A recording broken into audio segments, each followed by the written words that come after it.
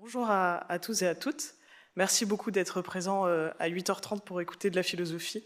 Ça me fait vraiment plaisir d'être ici. Je remercie encore beaucoup la filière de m'avoir permis de parler ce matin et puis de m'avoir permis effectivement de financer ma 4e année de thèse, ce qui me permet de travailler vraiment dans des bonnes conditions.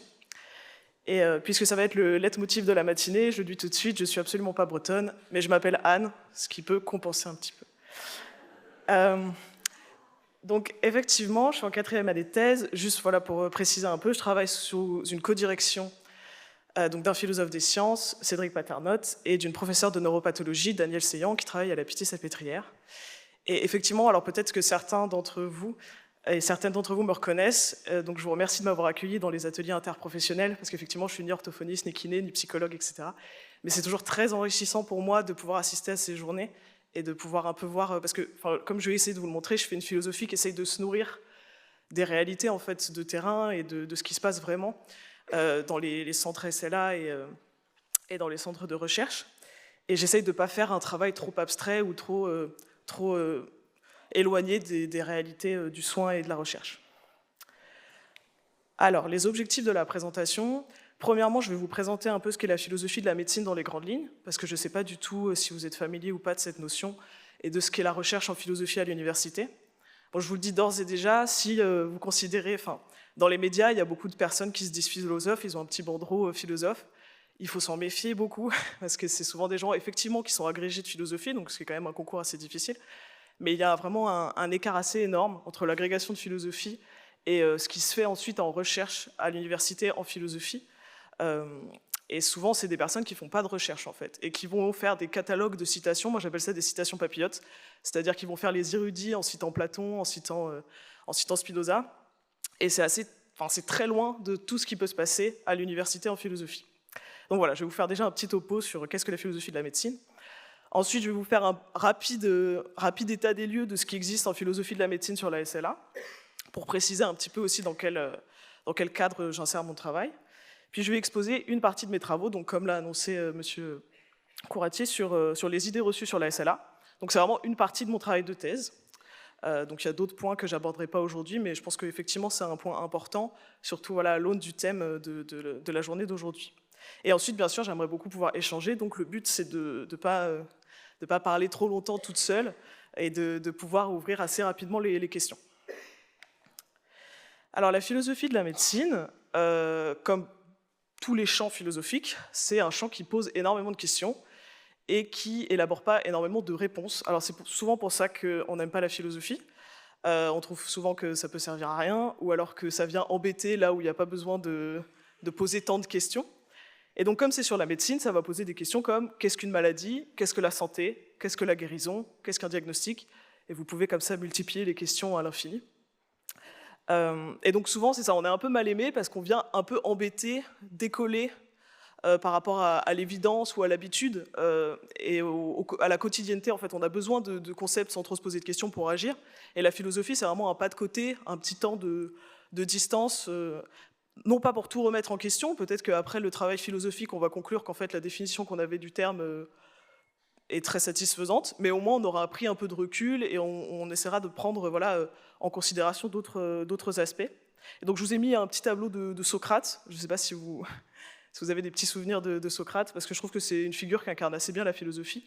Bon, Socrate n'a rien écrit, c'est vraiment les dialogues de Platon qui nous parlent de Socrate. Moi, je ne suis pas du tout une spécialiste de philosophie antique, mais disons que c'est une figure où en fait, Socrate il venait vraiment embêter les citoyens dans Athènes en leur posant plein de questions, en disant « tu crois savoir, mais est-ce que tu peux vraiment, toi qui te dis spécialiste de la justice, est-ce que tu peux vraiment définir ce qu'est la justice ?» Et puis bien sûr, la personne ne pouvait pas vraiment définir et tourner un petit peu en rond, et c'est ça qui crée les dialogues en fait dans la plupart des dialogues de Platon. Donc la philosophie de la médecine, c'est à peu près pareil, sauf que c'est sur la médecine, sur les thématiques médicales. Alors classiquement, on distingue 3 branches en philosophie de la médecine. Donc là, je reprends un peu le travail du philosophe Maël Lemoine, donc un ouvrage assez accessible si ça vous intéresse, l'introduction à la philosophie des sciences médicales. Donc on distingue 3 branches, la branche éthique, épistémologique et anthropologique. Alors souvent sur la SLA, il y a majoritairement une littérature en éthique.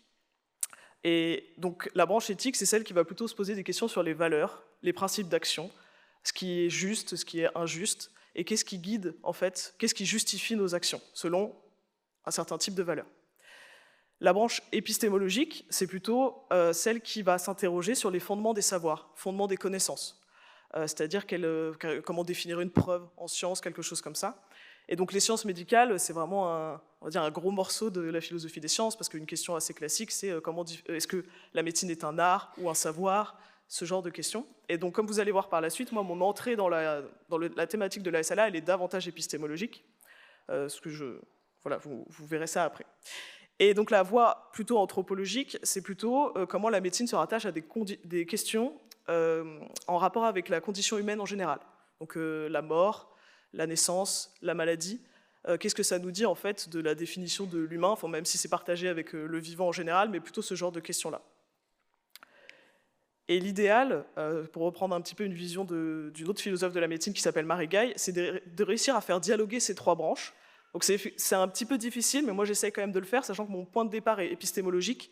J'essaie quand même de voir quels peuvent être aussi les enjeux éthiques et anthropologiques qui sont un petit peu interreliés. Donc quelques conseils lecture, si jamais vous avez envie de... Bon là je vous ai fait vraiment plutôt une introduction thématique, j'aurais pu faire aussi voilà, qu'est-ce que l'histoire de la philosophie de la médecine et son institutionnalisation, mais bon j'avais pas trop envie.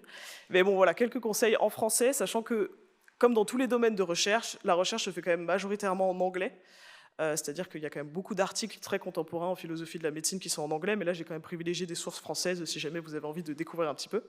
Donc il y a donc Vrin c'est la référence en philosophie, c'est l'édition de référence. Donc il y a 2 anthologies de textes sur la philosophie de la médecine qui permettent d'avoir un peu un aperçu sur les grandes questions, sur la distinction entre le normal, le pathologique, la santé, la maladie. Et le livre qui fait vraiment référence en France, c'est le livre de Georges Canguilhem, Le normal et le pathologique. Donc Georges Canguilhem, c'est un philosophe qui a aussi fait des études de médecine et qui pour sa thèse de médecine, a écrit un ouvrage pour questionner en fait la vision qu'on avait de la maladie héritée du 19e siècle, de la rationalité du 19e siècle, qui faisait abstraction, qui mettait en parenthèse la perspective des patients et des patientes, et qui considérait vraiment que le plus important, c'était les aspects mécanistiques, biologiques, et c'est quelque chose qui l'interroge dans son ouvrage. Un autre conseil lecture beaucoup plus récent, et peut-être un peu plus simple à lire, c'est l'ouvrage de Juliette Ferry-Danini, qui est une philosophe de la médecine également, qui a fait une enquête sur le space-fond, une enquête philosophique et historique sur le space-fond. Et cet ouvrage est très didactique, il y a vraiment des chapitres qui vous expliquent un petit peu ce que fait habituellement la philosophie de la médecine et l'histoire de la médecine pour un peu s'interroger sur les pratiques contemporaines. Voilà, c'était une petite parenthèse. Alors, les domaines et les branches philosophiques se multiplient à l'infini, et donc la philosophie de la médecine est en dialogue avec d'autres branches, comme la philosophie des sciences, la philosophie de la biologie, la philosophie du soin. Donc dites-vous bien que vous pouvez prendre n'importe quel terme, vous pouvez mettre philosophie devant, il y a forcément quelqu'un dans une université qui travaille dessus. Et ce sont des branches voilà, qui sont interreliées. Quand on s'interroge sur la médecine, forcément qu'on s'interroge un petit peu sur le soin, sur la biologie, sur les sciences en général. Et il y a aussi un grand pan qui est la philosophie de la psychiatrie, qui a un statut un petit peu à part, au même sens que la psychiatrie a un statut un petit peu à part dans la médecine.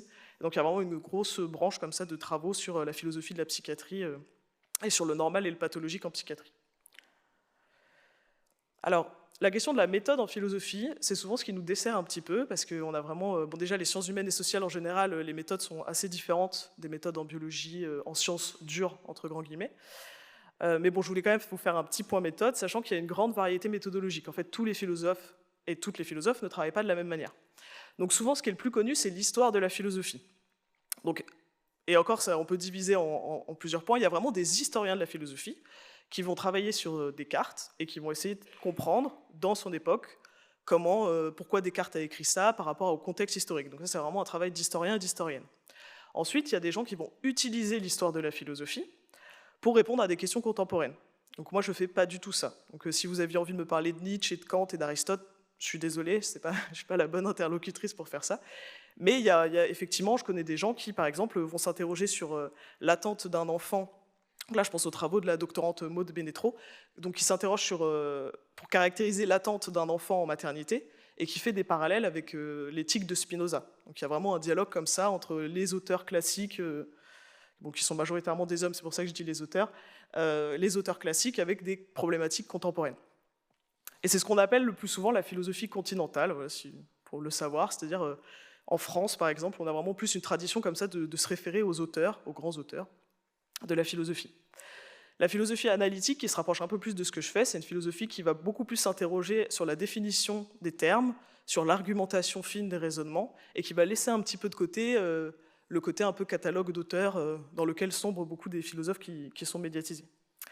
Et donc moi, je m'inscris beaucoup plus dans une philosophie appliquée, une philosophie de terrain, c'est-à-dire une philosophie qui cherche ces questions à l'extérieur en fait, de l'université, qui va essayer de rencontrer, bon voilà, moi je suis en médecine, donc, enfin je suis en philosophie de la médecine, donc voilà, j'essaie de rencontrer des médecins, des soignants, des soignantes, des biologistes, pour essayer d'aller voir un petit peu en dehors de ce qui se fait à la fac de lettres, pour nourrir un peu mes réflexions, et aussi être utile. C'est tout l'enjeu, c'est-à-dire que les exigences de la philosophie à l'université ne sont pas les mêmes que vos problèmes ou vos difficultés quotidiennes, et c'est un peu difficile quand on fait de la philosophie appliquée, parce qu'on doit répondre un peu aux deux.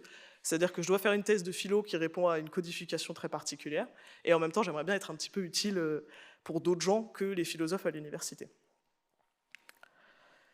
Alors, petit point rapide sur la diversité des sciences humaines et sociales. Peut-être que vous en avez déjà croisé dans vos services ou pas du tout. Mais donc, on chapeaute ça en médecine, en tout cas ceux qui étudient la médecine, on parle des humanités biomédicales ou des humanités médicales. Et il y a vraiment une grande diversité de disciplines en sciences humaines et sociales, et en lettres et arts également. Donc il y a la sociologie, l'anthropologie, l'histoire, la géographie, l'information-communication. Et ce sont toutes des disciplines qui ont des méthodes, des questions différentes, des approches différentes. Et souvent, on peut être confondu ou pas, en fonction de ce que les gens connaissent. Je ne sais pas du tout si vous avez un peu une vague idée de ce que font les uns et les autres. Je ne vais pas rentrer trop dans le détail. Si vous avez des questions dessus, je pourrais vous préciser un petit peu. Mais voilà, il faut savoir qu'il y a vraiment beaucoup d'approches possibles pour étudier la médecine d'un point de vue... Alors, après, le rapport entre ces disciplines et la médecine peut aussi être varié. Il y a des gens qui travaillent avec, c'est-à-dire qu'ils vont vraiment construire des problèmes. Il y a des gens qui vont enquêter sur vous, clairement. Il y a aussi, mais dans le bon sens du terme, c'est aussi bien d'avoir quelqu'un aussi qui a un regard très extérieur et qui enquête sur nos comportements. Donc il y a plein de relations possibles. Alors, retournons un petit peu à la SLA, en espérant que mon introduction était à peu près claire. Vous me direz pendant les échanges et les questions. Donc, qu'est-ce qui existe sur la SLA en philosophie de la médecine? Donc, il n'existe pas rien. Il existe des textes, donc majoritairement en éthique, parce qu'effectivement, sur les questions... il va y avoir une table ronde sur la fin de vie cet après-midi, donc ça fait couler beaucoup d'encre et à juste titre. Et c'est une littérature qui est majoritairement écrite par des personnes directement concernées. Alors, c'est ni un défaut ni un bien, c'est un fait. Je trouve ça en même temps très, très intéressant qu'il y a un besoin comme ça d'éthique et d'épistémologie chez les personnes directement concernées. Donc je pense notamment à la neurologue Nadine Le Forestier, qui a écrit beaucoup qui a fait une thèse et ensuite qui a publié son ouvrage récemment sur l'annonce diagnostique en neurologie, sur les enjeux éthiques. Il y a aussi les travaux de Véronique Danel-Bruno qui est présente et qui va aussi parler cet après-midi du coup sur les enjeux éthiques de la téléconsultation, mais aussi sur la fin de vie. Et en épistémologie, c'est davantage des travaux qui portent sur la nosologie et les implications pratiques de la nosologie. Donc la nosologie, j'imagine peut-être que, voilà, je vais redire, mais c'est l'idée de classifier les maladies. Et en fonction de cette classification, ça va avoir des impacts sur les stratégies de recherche ou sur les méthodes de soins. Et donc sur la SLA, il y a vraiment une littérature sur est-ce qu'on doit parler de syndrome, de maladie, dans quelle mesure on doit souligner son hétérogénéité ou pas, et quel impact ça a sur les stratégies de recherche après coup.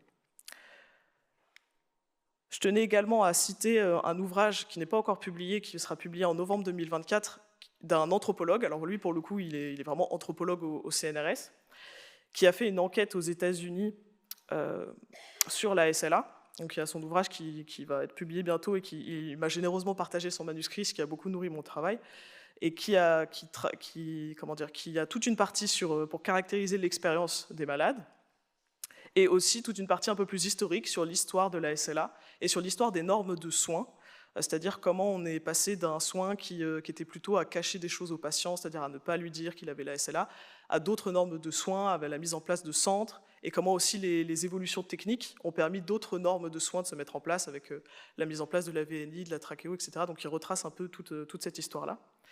Et c'est un travail que je trouve très pertinent. Et en philosophie, après, du côté des philosophes eux-mêmes, il n'y a pas grand-chose par rapport à d'autres maladies. Je pense notamment à la maladie d'Alzheimer, où il y a Fabrice Gzil qui a fait un énorme travail sur la maladie d'Alzheimer. Sur la maladie de Parkinson aussi, on trouve des monographies, on va dire, sur la maladie de Parkinson. Et sur la SLA, il n'y a pas grand-chose, elle n'est pas beaucoup citée en exemple. Ça arrive, mais c'est pas non plus, voilà, c'est pas une thématique qui a été beaucoup étudiée, je trouve, en humanité médicale. Et c'est aussi la raison pour laquelle je travaille dessus, parce que c'est le principe de la recherche. On va aller chercher là où il n'y a pas grand-chose, et on va se demander pourquoi il n'y a pas grand-chose, et essayer de combler un peu les vides. Alors mon travail de thèse sur la SLA, il a commencé notamment grâce à ma co-directrice, la professeure Danielle Seyan, qui m'a donné un accès assez facilité à l'Institut du cerveau et à la Pitié-Salpêtrière. Donc ça a vraiment été une chance pour moi, sachant que mon projet de thèse, à la base, ne portait pas du tout sur la SLA. J'ai découvert cette maladie après coup. Et en fait, en découvrant cette maladie, je me suis rendu compte en fait, du manque de littérature en philosophie. Et j'ai pu échanger avec certains et certaines d'entre vous ici présentes à Paris. Et mon entrée est quand même davantage épistémologique, parce qu'en fait, les premiers interlocuteurs et interlocutrices que j'ai rencontrés sont vraiment des biologistes qui font de la recherche fondamentale. Donc ça m'a créé un peu, voilà, c'était mon point d'entrée dans la maladie. Et après, au fur et à mesure, je me suis documenté plus largement, j'ai essayé de beaucoup lire, parce qu'effectivement, la philosophie travaille beaucoup sur les textes, donc j'ai lu des récits de maladies, j'ai lu de la presse, j'ai vu des films, des documentaires, j'ai lu de la littérature biomédicale, j'ai essayé de lire tout ce que je pouvais sur la SLA pour me renseigner, en sachant qu'il y a énormément de thèmes, en fait, comme c'est pas très étudié, il y a énormément de thèmes possibles pour une thèse de philosophie sur la SLA. Et donc moi, j'ai décidé de me concentrer sur les défis épistémiques. Alors épistémique, c'est un mot un peu, je vais dire passe-partout, c'est pas bien de dire ça, mais l'épistémé, c'est la connaissance, en fait, tout simplement. Donc quand on parle de quelque chose d'épistémique, c'est quelque chose relatif à la connaissance. Et donc, qu'est-ce que j'entends par là? Pourquoi c'est le cœur de mon travail? C'est parce qu'en fait, moi, je me suis vite retrouvé au milieu d'une pluralité de discours. En fait, j'ai tellement lu sur la SLA que je me suis retrouvé au milieu de plein de perspectives différentes, de plein de représentations différentes, qui parfois étaient un petit peu en contradiction. Je me suis un peu étonné, je me suis dit, tiens, mais ça, je lis ça dans un récit de patient, mais ça n'a rien à voir avec ce que je vois à l'ICM, enfin, ce qui est un peu normal, on va dire, mais bon, voilà, moi je sortais un peu de mes études de philo, donc il y avait vraiment ce que j'appellerais une pluralité épistémique, c'est-à-dire une pluralité de connaissances et d'ignorance, une pluralité de perspectives sur un même objet qu'est la SLA. Donc, ce qui en soi n'est pas original en médecine, ça je vous le concède, c'est pas spécifique à la SLA. Par contre, ce qui a rajouté quelque chose sur la SLA, c'est des formules qui lui donnent un statut très singulier. C'est-à-dire qu'il y a des formules un peu toutes faites qu'on retrouve assez facilement sur la SLA, à savoir que c'est la pire des maladies, que c'est la moins rare des maladies rares, que c'est la découverte la plus brillante de Jean-Martin Charcot, que c'est la maladie la plus cruelle. Il y a plein comme ça d'expressions et de formules qui lui donnent un statut très spécifique, quoi, qui l'entourent comme ça d'une aura, et qui parfois, voilà, ça m'a un petit peu intrigué. Et j'ai voulu creuser un peu dans cette voie-là. Et donc tout mon travail de thèse se décline en fonction de différents défis épistémiques que j'ai pu identifier, dont les idées reçues, donc je vais vite passer aux idées reçues. Mais il y en aurait d'autres. Par exemple, j'ai tout un chapitre sur qu'est-ce qu'une maladie rare, pourquoi on dit de la SLA que c'est la moins rare des maladies rares, est-ce qu'il y a quelque chose à creuser? Et a priori oui, parce que j'ai réussi à écrire plusieurs pages dessus, mais bon, aujourd'hui je ne vais pas parler de ça. Donc si vous voulez découvrir, on va dire, parce que pour l'instant je n'ai pas énormément publié, il y a des publications qui sont en cours et quand je vais finir mon manuscrit de thèse, je pourrai ensuite le valoriser.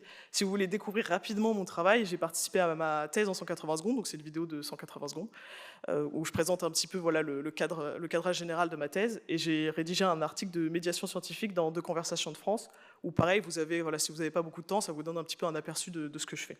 Bon, c'est un peu une redite de ce que je vous ai dit là, mais voilà, si vous avez envie de voir.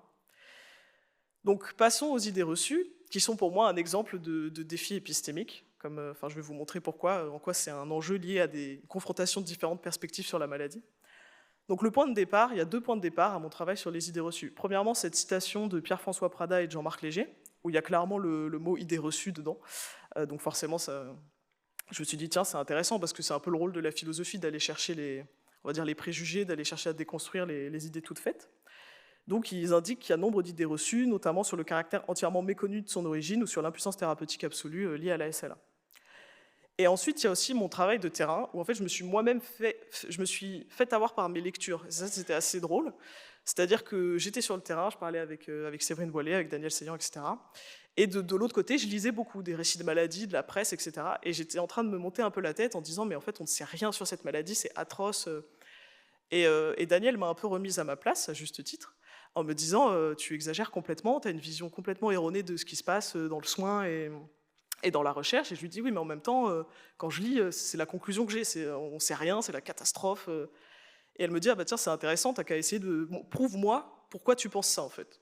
Je me suis dit, oui, elle a raison, pourquoi je pense ça. Donc, je suis allé relire les textes pour essayer d'identifier pourquoi. En fait, je me retrouvais avec cette conception un peu toute faite de la SLA, c'est une catastrophe absolue, on ne peut rien faire, etc., etc. Alors, juste petite note rapide. Dans mon manuscrit de thèse, là, j'ai parlé d'idées reçues parce que voilà, c'est un petit peu alpagan. Mais en fait, dans mon manuscrit de thèse, je parle plutôt d'une conception en général pour 2 raisons. Premièrement, parce que je ne fais pas d'études quantitatives. Donc c'est une des limites de mon travail, peut-être que je pourrais prolonger ça plus tard. Donc ça me permet, je ne peux pas démontrer là, en l'état de ce que j'ai fait, que c'est répandu, c'est des conceptions répandues. Moi, en tant que, là, ce que j'ai fait, c'est j'ai étudié quelques exemples, et j'ai montré en quoi ces exemples posent problème, mais j'ai pas fait d'études pour dire, ah là là, c'est absolument partout, enfin, j'ai pas de chiffres pour prouver le caractère répandu. Donc la définition de l'idée reçue, c'est quelque chose d'erroné et d'assez diffus. Donc je peux prouver que c'est erroné, mais la diffusion, je peux la supposer, mais c'est pas une vraie preuve. Et ensuite, une autre limite de mon travail que j'aimerais compléter plus tard, c'est que je n'ai pas fait d'études diachroniques, c'est-à-dire que je n'ai pas vu d'évolution dans le temps. Je ne me suis pas dit, ok, je vais partir des années même de Charcot en soi, genre, je sais pas, d'une date précise pour voir l'évolution des termes qui reviennent souvent pour caractériser la SLA. Ça, je ne l'ai pas fait. J'ai étudié plutôt les textes assez contemporains, dans une dynamique plutôt synchronique. Donc voilà, c'est un parti pris. Peut-être que dans d'autres études, je pourrais poursuivre ce travail avec une étude plus historicisée. Donc qu'est-ce que j'ai fait? J'ai suivi le conseil de Daniel, je suis allé revoir les textes que j'avais lus et j'ai essayé de me dire pourquoi je pense ça. Donc la majorité des textes qui ont fait émerger ces idées-là, c'est une littérature qui ne relève pas d'une littérature biomédicale spécialisée sur la SLA. Ce n'est pas une littérature qui a vocation à donner l'état des lieux de la recherche et des connaissances sur la SLA. Donc c'est plutôt des récits de maladies, de la littérature éthique, historique, des articles de presse, de la médiation scientifique, plutôt dans ces textes-là. Et dans ces textes, alors je vais revenir en arrière, dans ces textes, il n'est jamais dit explicitement, il n'y a pas de thèse en fait dans ces textes sur l'état des connaissances médicales et des pratiques médicales. Genre dans un récit de maladie, la personne elle va plutôt exprimer son vécu de la maladie, elle va faire le récit biographique de comment la maladie émerge dans sa vie, mais elle ne va pas commencer à dire, sauf certains qui écrivent ça dans une volonté de médiation scientifique, et qui expliquent beaucoup, pour les autres patients et patientes, mais la plupart, ils ne se concentrent pas, ils ne vont pas faire une revue de la littérature biomédicale. Et donc, il y a des formules, en fait, je me suis rendu compte que c'était très subreptice. Donc, j'aime bien cet exemple parce qu'il est un peu frappant. Ça, c'est les titres des pages de l'INSERM. Vous savez, sur l'INSERM, il y a un site internet qui est très bien fait, et chaque maladie a une page sur le site de l'INSERM, qui est très bien faite, qui médiatise la connaissance médicale. Donc moi, ne connaissant pas la SLA, c'est un des premiers réflexes que j'ai eu. Je me suis dit, bon, je vais aller voir le résumé. Et en fait, ce qui est assez intéressant, c'est que dans tous ces titres, il n'y a que sous la SLA qu'il y a le mot incurable, pour une liste de maladies qui est quand même... Elles sont toutes incurables, en fait. Enfin, c'est ça qui m'a un peu intrigué. Je me suis dit, oui, alors certes, elle est incurable, mais son incurabilité, effectivement, je vous le concède, et j'en parlerai après, elle a une teneur particulière par rapport aux autres maladies. Mais quand même, je veux dire, c'est beaucoup sur l'Alzheimer, ils sont beaucoup plus optimistes. Les autres titres sont beaucoup plus descriptifs, et pour la SLA, c'est encore incurable. Donc c'est léger, c'est une toute petite formulation, mais quand même. Et donc en fait, dans tous les textes, c'est vraiment ces petites formules un peu subreptices qui sont quand même très présentes. Par exemple, là, Oliver Sacks, qui est un neurologue assez connu, il a écrit L'homme qui prenait sa femme pour un chapeau, donc il a écrit beaucoup de livres pour parler de sa clinique, etc. Et il était allé sur l'île de Guam. Et donc sur l'île de Guam, il raconte que son collègue neurologue lui présente tous ses patients, donc il y a beaucoup de troubles neurodégénératifs sur l'île de Guam. Et en fait, quand il arrive devant un patient SLA, il y a cette citation où il dit « il y a vraiment quelque chose d'insupportable sur la SLA, je me sens vraiment très impuissant devant la SLA ». Et en fait, pour toutes les autres maladies, il ne l'a pas dit, il n'a pas fait cette tirade-là. Et en fait, dans la plupart des textes que j'ai lus, il y a toujours ces formules en fait, qui reviennent, qui sont très discrètes. Hein. Le but, ce n'est pas d'accuser tous ces textes, hein, c'est de se dire en fait, il y a plein de petites choses qui soulignent que l'impuissance, elle est quand même plus forte, l'ignorance, elle me paraît plus forte. Il y a même certains patients et patientes qui disent « j'aurais préféré avoir un cancer », parce que la SLA, c'est vraiment il hiérarchise un peu les maladies, quoi. Et donc le résultat, c'est que j'identifie comme ça toutes ces formules qui suggèrent implicitement, subrepticement, que la SLA, c'est la maladie exemplaire de l'impuissance et de l'ignorance en médecine. Bon, j'aurais toute une liste d'exemples, mais bon, là, j'ai pas le temps, et puis... faudra lire ma thèse quand elle sera publiée. Mais, donc là, je vous ai juste donné quelques exemples. Mais il y a vraiment cet effet-là. Donc ça, c'est un travail, un premier temps descriptif. Et dans un deuxième temps, j'ai un travail plutôt normatif, de me dire est-ce que ça pose problème? Dans quelle mesure ça pose problème? Je veux dire, Pierre-François Prada et Jean-Marc Léger avaient l'air de dire que ça posait problème. Donc je me suis dit, est-ce que ça pose vraiment problème? Parce qu'en soi, on pourrait se dire, bon ben voilà, il y a cette conception, pourquoi pas? Et donc je montre en quoi cette conception pose problème. Premièrement, parce qu'elle est erronée. C'est-à-dire que si on part du principe qu'il y a une impuissance absolue et une ignorance totale, ben en fait, c'est pas fidèle à ce que vous faites vous, notamment, et à ce que l'état actuel des connaissances et des pratiques. Il y a aussi des présuppositions discutables, c'est-à-dire qu'on considère que la médecine est totalement impuissante si elle n'est pas curative, ce qui réduit quand même beaucoup le rôle des soignants et des soignantes. Il y a toute une dynamique d'accompagnement, il y a toutes les normes du soin qui ont bougé. Et ensuite, elle peut avoir des conséquences pratiques dommageables, donc notamment un désintérêt économique, médiatique, un risque d'accroître la défiance envers la médecine, parce que si on se dit bon, bah, c'est la maladie exemplaire, on ne sait rien, on ne peut rien faire, on passe à autre chose, quoi. Enfin, c'est un réflexe qui est possible. Et donc moi, en tant que philosophe, j'ai analysé ça comme un défi épistémique. Je me suis dit, bon, bah, comment je peux mieux comprendre cette conception et comment je peux essayer d'en atténuer les conséquences dommageables. Et ce que je propose, c'est une sorte de grille de lecture, donc notamment avec cette distinction-là, qui est une distinction assez classique en humanité biomédicale, je ne sais pas si vous la connaissez. Pour répondre d'avance à des questions que j'ai déjà eues, je ne traduis pas les termes. La plupart du temps, on garde les termes anglais. Ce sera un autre travail que de les traduire, on utilise des périphrases pour les développer. Donc j'utilise cette grille de lecture. Donc disease, c'est la maladie en tant que caractérisée par la médecine et par la biologie. Illness, c'est la maladie comme expérience vécue. Et sickness, c'est la maladie comme phénomène social, économique et social. Et cette grille de lecture, elle est très utile. Alors, la plupart du temps, en philosophie, elle est utilisée pour parler de maladies qui sont reconnues que comme disease et comme illness, et pas comme sickness, ou l'inverse, etc. Et ça permet de comprendre un peu les problèmes qui peuvent en émerger. Et ce qui est marrant, enfin, ce qui est marrant, c'est pas marrant, mais on va dire, dans le cas de la SLA, elle pose problème alors qu'elle est reconnue dans les 3 dimensions, dans les 3 perspectives. Et j'essaye de montrer, en fait, dans quelle mesure les textes qui nous apprennent beaucoup sur la SLA en tant que illness et en tant que sickness, c'est-à-dire les récits de maladies, les articles de presse, ils sont pas condamnés en soi, c'est pas le but. C'est-à-dire qu'ils nous apprennent beaucoup de choses sur d'autres perspectives sur la maladie, mais il peut y avoir des glissements, c'est-à-dire que dans ces textes-là, il peut y avoir ces formules-là qui semblent caractériser la SLA en tant que disease, alors qu'en fait, non, il faut pas considérer qu'il y ait forcément des affirmations sur la SLA en tant que disease. Il faut vraiment segmenter, en fait, enfin, il faut avoir cette grille de lecture à chaque fois qu'on lit quelque chose sur la SLA, de se dire, bon, bah, en fait, de quelle perspective ça me parle, et éviter les glissements. Après, il y a certains textes que je considère qu'il faut condamner. Là, il y a ma publication qui va arriver, notamment sur les articles de presse. Je suis quand même un petit peu plus sceptique sur l'instrumentalisation qui peut être faite de la SLA dans les médias. Donc en fait, voilà, le rôle de la philosophie, c'est soit de concéder qu'il faut circonscrire la légitimité de chacun des discours en disant d'accord, tu m'apprends quelque chose sur la SLA selon une perspective, mais c'est une perspective restreinte et pas les autres. Et en même temps, je peux avoir aussi un rôle plus normatif et condamner un petit peu plus certaines pratiques discursives, donc notamment dans certains articles de presse. Et donc, pour conclure rapidement, j'utilise la notion d'humilité épistémique, tout simplement pour souligner que il faut à chaque fois reconnaître la légitimité de sa perspective, enfin du discours produit, sans considérer qu'il peut y avoir des glissements subreptices, mais plutôt il faut essayer de favoriser les dialogues. Ce que vous faites déjà beaucoup avec toutes les formations ou la médiation scientifique que vous faites, etc., qui favorisent en fait plutôt les dialogues plutôt que les glissements involontaires, on va dire. Donc, j'ai beaucoup parlé, mais je voulais quand même, voilà, on a 10 minutes pour échanger et dialoguer, donc en espérant que j'ai été à peu près clair. Et voilà, n'hésitez pas à poser toutes les questions que vous voulez, ce sera vraiment avec plaisir que j'y répondrai. Merci beaucoup.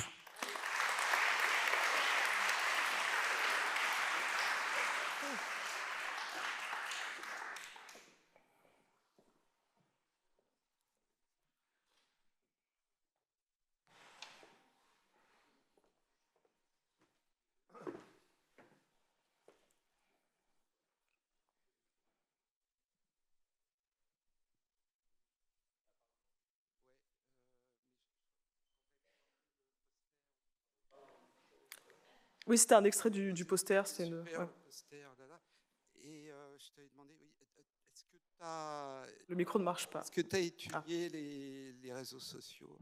Oui, bah, tu m'avais déjà posé la question. Oui, mais depuis? Et bah, depuis, non, parce qu'en fait, là, je suis plutôt dans une finalisation du travail de recherche que j'ai fait. Mais donc, non, je ne l'ai pas fait, et c'est vrai que ce sera un travail très intéressant à faire. Mais non, j'ai pas fait ce travail-là. Mais je considère effectivement que ce serait... Mais c'est d'autres méthodes en plus. Je pense qu'il faudrait que je collabore avec des gens en info-communication pour avoir les méthodes d'analyse sur les réseaux sociaux, mais je pense que ce serait un travail très important. Parce que pour me documenter, j'ai suivi, enfin je suis sur les réseaux sociaux, mais c'est pas un travail que j'ai fait en termes d'analyse vraiment quantitative et qualitative. Mais c'est une suite possible. Enfin, moi j'aimerais bien même.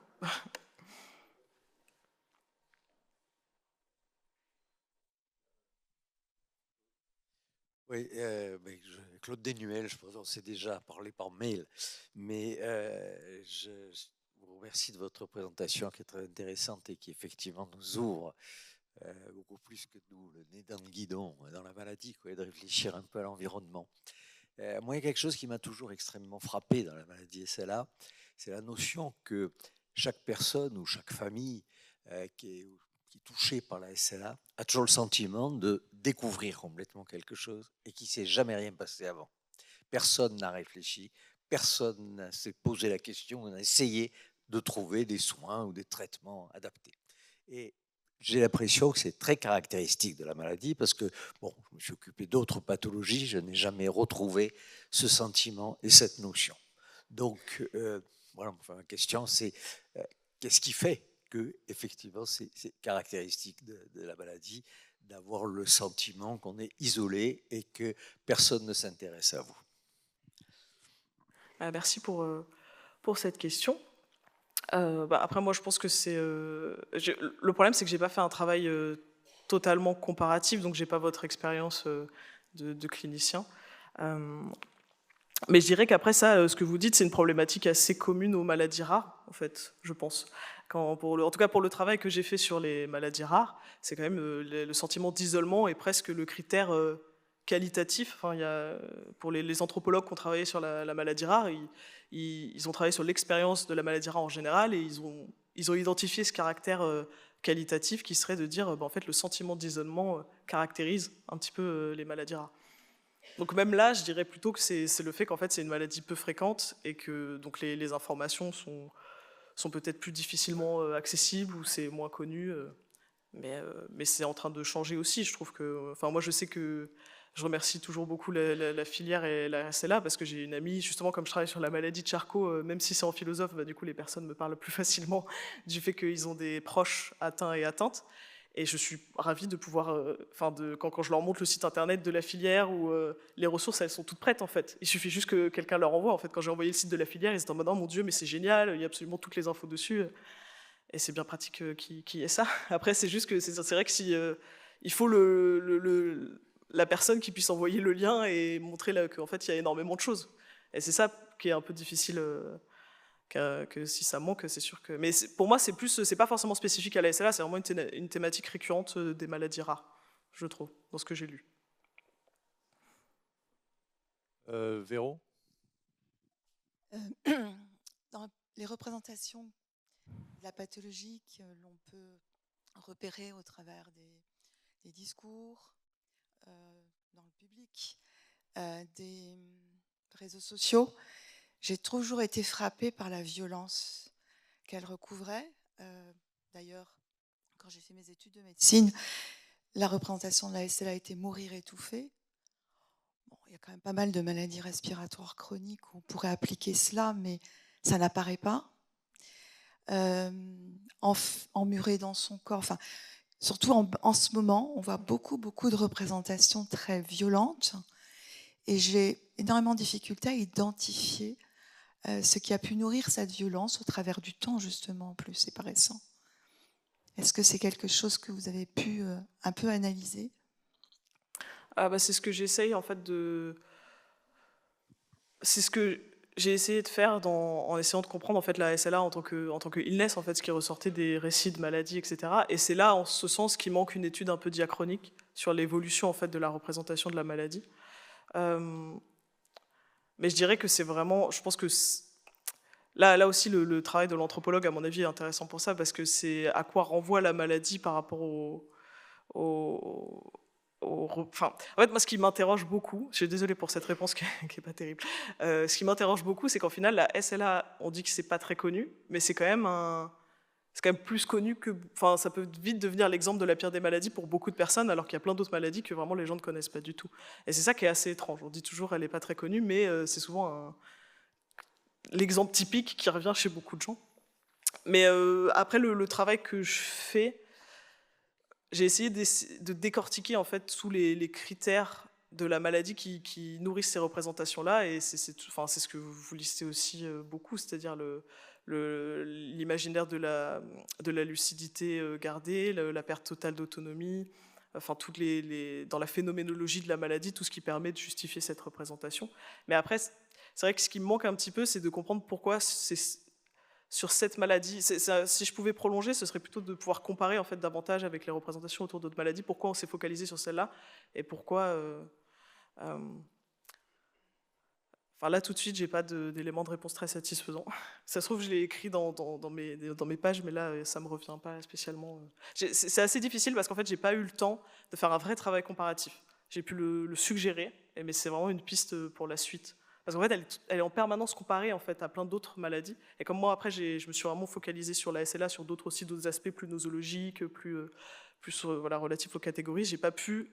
Sur la question des représentations, toute ma thèse n'est pas là-dessus, et du coup, il y a plein de pans qui manquent un petit peu, et qui seraient des pistes pour la suite.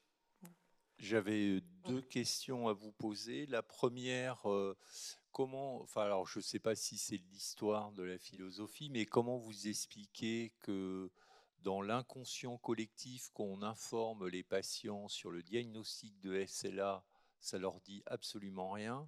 Par contre, quand on leur parle de maladie de Charcot, ils ont l'impression d'avoir une connaissance un peu plus importante.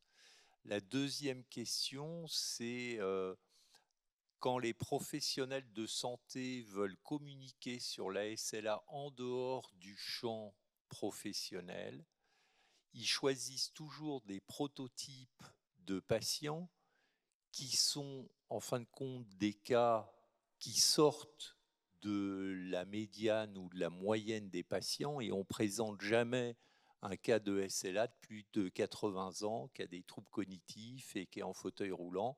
On présente toujours le patient qui a 40 ans, qui bosse, qui est traqué, qui est avec un appareil de communication. Et même nous, on utilise ça. C'est-à-dire que comme on veut probablement susciter de l'émotion et un côté émotionnel dans la relation, ça veut dire que même nous, on est aussi un peu pollué par ça et qu'on veut sensibiliser les pouvoirs publics. On ne présente pas un grand-père de 85 ans qui est en fauteuil et on dit, bah oui, il a une SLA. Comment vous expliquez aussi ces deux... Enfin, voilà. Pour la première question, je pense que c'est... Pareil, j'ai pas fait de travail, on va dire, qui permet de prouver ça, mais disons que l'impression que j'ai, c'est que le terme maladie de Charcot est quand même peut-être un peu plus utilisé dans les médias. Moi, par exemple, quand j'ai fait de la médiation scientifique, on m'a dit surtout, dis pas SLA, dis plutôt maladie de Charcot, ça va pas parler aux gens. Donc je pense que c'est aussi un peu un réflexe qu'on a de... Je pense que le nom maladie de Charcot est plus connu, et puis en plus, sclérose latérale amyotrophique, je pense que c'est un nom qui fait très scientifique, entre guillemets, qu'on se confond avec parfois la sclérose en plaques. Donc je pense que c'est pour ça aussi, dans les médias et de manière plus générale, on utilise plus facilement la maladie de Charcot. En sachant que c'est quand même très français de parler de la maladie de Charcot par rapport à d'autres pays. Et notamment, j'imagine, parce que Charcot est français. Donc je pense que c'est surtout ça, en fait, c'est le terme. Moi, je préfère utiliser sclérose latérale amyotrophique quand je le peux, notamment parce que j'ai tout un chapitre un peu sur Charcot pour essayer de démystifier un petit peu, enfin même s'il a fait un grand travail, de démystifier un petit peu la figure de Charcot. Mais je dirais tout simplement ça, je pense que c'est quand même le terme qui revient le plus souvent. Et sur la deuxième question, je trouve ça très très intéressant, parce que du coup ça permet aussi de rebondir sur la question de Véronique, mais je pense qu'effectivement ce qui participe, et je suis en train de rédiger un article justement sur un peu cette tension, c'est-à-dire sur le fait qu'on veut attirer l'attention sur la SLA, mais du coup on conforte l'idée que c'est une maladie, c'est ça, on veut susciter de l'émotion parce que c'est une stratégie de communication, c'est comme dire la moins rare des maladies rares, c'est quand même un slogan de communication qui permet de susciter de l'émotion pour plein de raisons. Et là j'essaye de rédiger justement un chapitre qui est un petit peu plus éthique pour dire en fait, comment on résout cette tension-là en fait, entre devoir susciter des émotions fortes, que les gens se sentent concernés, et donc on arrive avec des tableaux qui sont qui sont quand même des images comme ça assez fortes, et en même temps de se dire qu'il ne faut pas non plus schématiser. Mais sachant toutefois que il y a des articles aussi j'ai trouvé des articles sur le cinéma assez intéressants, où la conclusion sur la SLA, c'était de dire que la SLA était cinématographique en soi, on n'avait pas besoin d'en rajouter. Donc j'étais assez étonné aussi de voir ça par rapport à d'autres maladies. Mais effectivement, c'est une question éthique que je trouve très intéressante. Pardon. Oui, François Salcas, Paris. Je me demande si dans votre travail, vous êtes intéressé à l'aspect historique de la relation médecin-malade, parce que la SLA est quand même un très très bon exemple. Vous savez que les neurologues sont des gens très défendus, hein, avec des mécanismes de défense qui longtemps ont été de décrire les maladies, de faire une sorte de caricature, d'enquister finalement une description d'une maladie qui fait peur pour se protéger eux-mêmes. Et par ailleurs, en termes de toute puissance, c'est vrai qu'on sait bien que faire le diagnostic de SLA, c'est jamais très agréable et que ça renvoyait au médecin lui-même sa propre impuissance. Donc ça a évolué et maintenant on est tous convaincus que la relation médecin-malade ou soignant, soigné comme vous voulez, c'est quelque chose qui est en soi thérapeutique parce qu'on peut aggraver une SLA dans un mode de prise en charge totalement inadapté. Il y a tout le contrôle de l'angoisse qui est également extrêmement important. Et donc, je voulais savoir si, finalement, on passe d'une figure médicale qui sait tout ou qui fait semblant de tout savoir, qui pose un diagnostic, à, finalement, une gestion de l'incertitude du pronostic, ce qui suppose qu'on avoue qu'on ne sait pas tout, mais en même temps, il ne faut pas abandonner sa position, il ne faut pas symétriser complètement la relation, parce que sinon on ne sert plus du tout à rien au patient qui a quand même besoin d'une sorte de néo-paternalisme. Je voulais savoir si ces aspects-là de l'évolution de la relation entre le patient et le médecin ou l'équipe soignante, vous l'avez abordé. Alors moi, dans mon travail, non. C'est vrai parce que c'est le plus frustrant, en fait, je pense, quand on fait une thèse, c'est qu'on est obligé de circonscrire, et du coup, à chaque fois, c'est... alors ça, non, du coup, j'ai pas pu, j'ai pas pu le faire, ça non plus, mais c'est sur ma to-do list. Par contre, pour le coup, c'est l'ouvrage de l'anthropologue que j'ai cité, qui a vraiment une énorme partie sur l'évolution des normes de soins et sur l'émergence des centres SLA. Et j'ai beaucoup aimé ce travail. Enfin, moi, je pense que c'est un travail qui est à faire et qui est très intéressant. Et de la même manière aussi, peut-être, sur l'histoire qui a été faite sur la catégorie maladies rares, où on retrouve un petit peu des choses assez semblables, en fait. Donc il y a des travaux qui existent un peu sur ces problématiques-là. Je conseille vraiment le livre, qui n'est pas encore sorti, mais qui va sortir, qui a vraiment un énorme chapitre sur l'évolution des normes de soins et du coup sur les relations entre soignants-soignantes, leur rôle et sur la suite. Après, moi, j'interroge quand même le rôle de la médecine, le rôle des soignants et des soignantes, justement en essayant de déconstruire cette idée du rôle purement curatif, mais ça a déjà beaucoup été fait. Mais moi, c'est plus cet aspect-là que j'ai pu aborder, sur le rôle d'accompagnement nécessaire. C'est le mot accompagnement qui revient souvent.